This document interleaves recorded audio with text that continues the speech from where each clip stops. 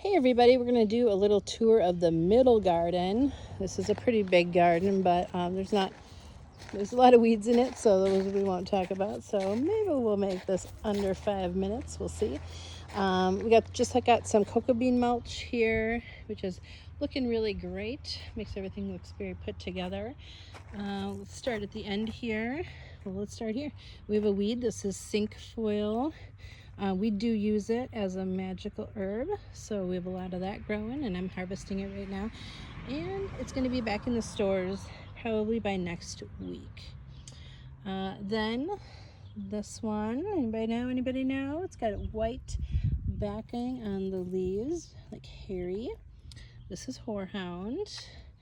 I have it right next to hyssop. Horehound and hyssop I use in my cold and flu stuff a lot.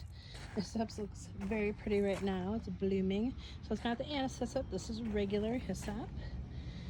And my lavenders are all very small. They're new this year. Everything got whacked down last year from my stupid landscaper that chopped my whole garden down. So we're recovering from that.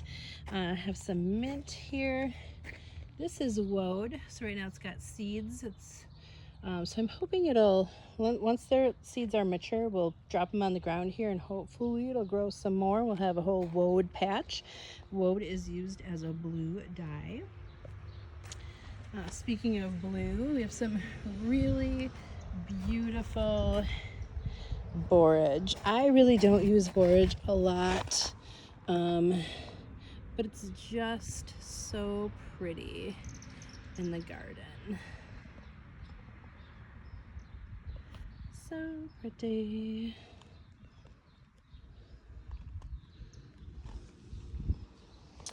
My yarrow is blooming. Now is the time to harvest it. I've got a few classes coming up though, so I'm going to let those go so that all my students can see what the yarrow looks like. Here I've got, I'll get close so you guys can see. It's not blooming right now, so you guys might not know what it is.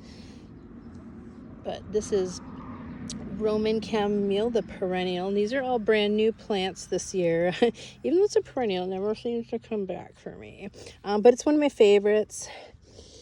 It smells so good. I love to just come out every morning and just rub on it and smell on it. And if it was bigger, I'd probably roll around in it. But I'm sure I'd hit those rocks. I have some skullcap in here, which is cool that it's like reseeding everywhere. There's a lot of valerian in here. We just deadheaded our valerian. It smelled so good, but I really there's valerian everywhere. There's valerian all here, and then way back there that still has the seed heads on it. There's really valerian everywhere in this garden, so we're trying not to have it spread so much. I do have some St. John's wort there, which I'm encouraging spreading. Some marshmallow and elecampane, big tall elecampanes.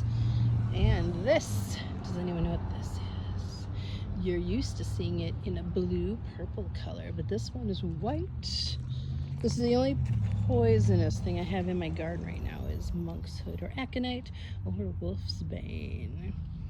So really unusual white variety. In fact, the nursery that I got it from asked if they could buy it back for me. I was like, oh, no, I'll keep that. I just cut all of this. Let's back out here so you can see. This is a whole big patch of meadowsweet. So I left a few here so my students could see what it looks like flowering. But I just cut those and they are dry. They put them in the drying shed. I put them in the top of the drying shed, so they were actually dry in like probably 2 days. I have some chocolate mint hanging out. What's that big leaf right there? Anybody know? That is horseradish. There's a lot of rogue horseradishes in here. And there's a lot of mugwort around here. But I really tried to weed out all this mugwort, but it's all coming back. I have lemon verbena and some white sage, native white sage, artemisia. And another artemisia that is southernwood. It's a big plant.